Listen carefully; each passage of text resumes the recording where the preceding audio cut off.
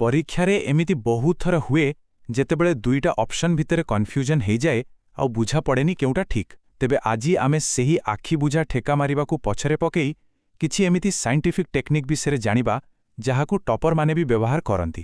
ଚାଲନ୍ତୁ ଦେଖିବା ଏହି କୌଶଳଗୁଡ଼ିକ କ'ଣ। ତେବେ ପ୍ରଶ୍ନ ଉଠୁଛି, ଏମ୍ସିକ୍ୟୁରେ ଠେକା ମାରିବାଟା କ'ଣ କେବଳ ଭାଗ୍ୟର ଖେଳ, ନା ଏହା ପଛରେ ବି କିଛି ବିଜ୍ଞାନ ଅଛି? ଆସନ୍ତୁ ଆଜି ଆମେ ଏହାକୁ ଗୋଟେ କୌଶଳ ହିସାବରେ ଦେଖିବା। ହେଲେ ଗୋଟେ କଥା ଆଗରୁ ସ୍ପଷ୍ଟ କରିଦେବା ଉଚିତ, ଏଗୁଡ଼ିକ ପାଠ ନ ପଢ଼ିବାର କୌଣସି ସର୍ଟକଟ୍ ନୁହେଁ, ବରଂ ଏହା ହେଉଛି ସେହି ଦ୍ୱନ୍ଦ୍ୱପୂର୍ଣ୍ଣ ପ୍ରଶ୍ନଗୁଡ଼ିକ ପାଇଁ ଏକ ସ୍ମାର୍ଟ ରଣନୀତି ଯାହା ବୋର୍ଡ ପରୀକ୍ଷା ହେଉ, ଜେଇଇ, ନିଟ୍ କିମ୍ବା ୟୁପିଏସସି ସବୁଠି କାମରେ ଆସିବ। ଚାଲନ୍ତୁ ଆରମ୍ଭ କରିବା ଆମର ପ୍ରଥମ ଆଉ ସବୁଠାରୁ ଜବରଦସ୍ତ କୌଶଳରୁ, ଯାହା ହେଉଛି ଏଲିମିନେସନ୍।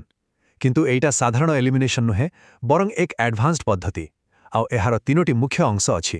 ତେବେ ସେହି ତିନୋଟି ଉପରଣନୀତି ହେଲା, ପ୍ରଥମରେ ଉପରୋକ୍ତ ସମସ୍ତ ଆଉ କୌଣସିଟି ନୁହେଁ ଅପସନ୍କୁ କେମିତି ବୁଝିବା, ଦ୍ୱିତୀୟରେ ଚରମ ମୂଲ୍ୟ ମାନେ ସବୁଠୁ ବଡ଼ ଆଉ ସବୁଠୁ ସାନ ମୂଲ୍ୟକୁ ହଟେଇବା, ଆଉ ତୃତୀୟରେ ଏକାଭଳି ଦେଖାଯାଉଥିବା ଅପସନ୍ଗୁଡ଼ିକୁ ଚିହ୍ନଟ କରିବା।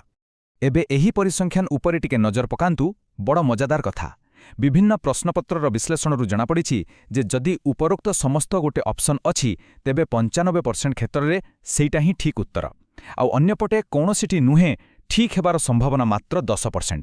ତେଣୁ ବୁଝିପାରୁଥିବେ କେଉଁ ଅପସନ୍ରୁ ଦୂରେଇ ରହିବାକୁ ହେବ। ଏଲିମିନେସନ୍ର ଦ୍ୱିତୀୟ ନିୟମ ହେଉଛି ଚରମ ମୂଲ୍ୟକୁ ବାହାର କରିଦେବା। ଧରନ୍ତୁ ଅପସନ୍ଗୁଡ଼ିକ ହେଲା 0, 27, 37 ଆଉ 102। ଏଠି ସବୁଠୁ ସାନ 0 ଆଉ ସବୁଠୁ ବଡ଼ 102 ସଂଖ୍ୟାକୁ ବାଦ୍ ଦେଇଦିଅନ୍ତୁ। ଏମିତି କଲେ ଠିକ୍ ଉତ୍ତର 27 କିମ୍ବା 37 ହେବାର ସମ୍ଭାବନା ବହୁତ ବଢ଼ିଯାଏ। ଆଉ 3 ନମ୍ବର ଟ୍ରିକ୍ଟା ହେଲା ସମାନ ବିକଳ୍ପ ଉପରେ ଧ୍ୟାନ ଦେବା। ପରୀକ୍ଷକମାନେ କ'ଣ କରନ୍ତି ନା, ଜାଣେ ଶୁଣି ଦୁଇଟା ଏକାଭଳି ଦେଖାଯାଉଥିବା ଅପସନ୍ ଦିଅନ୍ତି କନଫ୍ୟୁଜ୍ କରିବା ପାଇଁ, ଯେମିତି 5 ଆଉ -5 କିମ୍ବା ଆର୍ଏନ୍ଏ ଆଉ ଡିଏନ୍ଏ। ମନେ ରଖିବେ, 90% କେସ୍ରେ ଠିକ୍ ଉତ୍ତର ସେଇ ଦୁଇଟା ଭିତରୁ ହିଁ ଗୋଟେ ଥାଏ। ଠିକ୍ ଅଛି, ଏବେ ଆସନ୍ତୁ ଆମର ଦ୍ୱିତୀୟ ଟେକ୍ନିକ୍କୁ। ଏହା ଏକ ଏମିତି ବୈଜ୍ଞାନିକ ପଦ୍ଧତି ଯାହା ସେତେବେଳେ କାମରେ ଆସେ ଯେତେବେଳେ ଲାଗେ ଯେ ଉତ୍ତରଟା ଜଣାଅଛି କିନ୍ତୁ ଠିକ୍ ସମୟରେ ମନେ ପଡ଼ୁନି।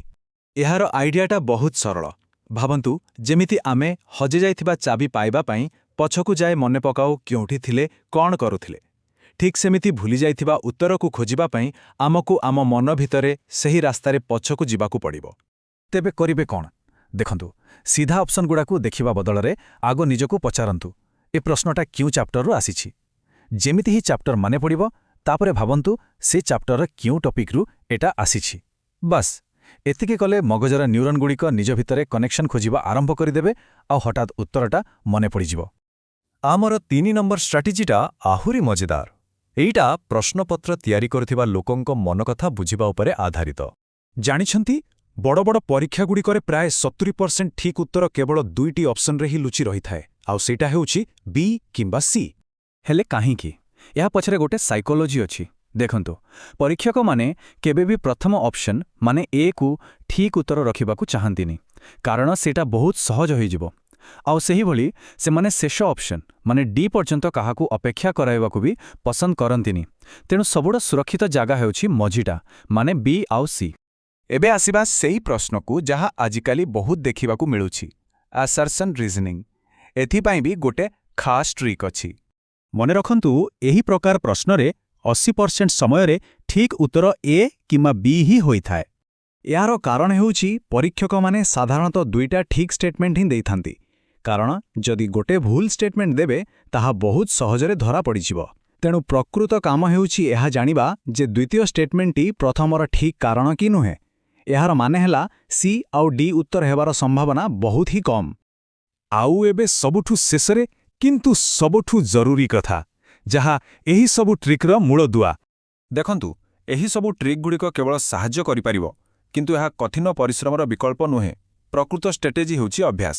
ଯେତେ ଅଧିକା ଏମ୍ସିକ୍ୟୁ ସମାଧାନ କରାଯିବ, ମସ୍ତିଷ୍କ ଭିତରେ ଗୋଟେ ସେତେ ବଡ଼ ଡାଟାବେସ୍ ତିଆରି ହେବ, ଆଉ ତାପରେ ପରୀକ୍ଷାରେ ପ୍ରଶ୍ନ ଦେଖିଲା ମାତ୍ର ଉତ୍ତର ମନେ ପଡ଼ିବାର ସମ୍ଭାବନା ବି ବଢ଼ିଯିବ। ତେବେ ଏହାପରେ ଯେତେବେଳେ କୌଣସି କଷ୍ଟ ପ୍ରଶ୍ନ ସାମ୍ନାକୁ ଆସିବ, ସେତେବେଳେ କ'ଣ କରାଯିବ? ଆଖି ବନ୍ଦ କରି ଗୋଟେ ଠେକା, ନା ଏକ ସୁଚିନ୍ତିତ ବୈଜ୍ଞାନିକ ଅନୁମାନ? ଏବେ ନିଷ୍ପତ୍ତି ନେବାର ସମୟ ଆସିଛି।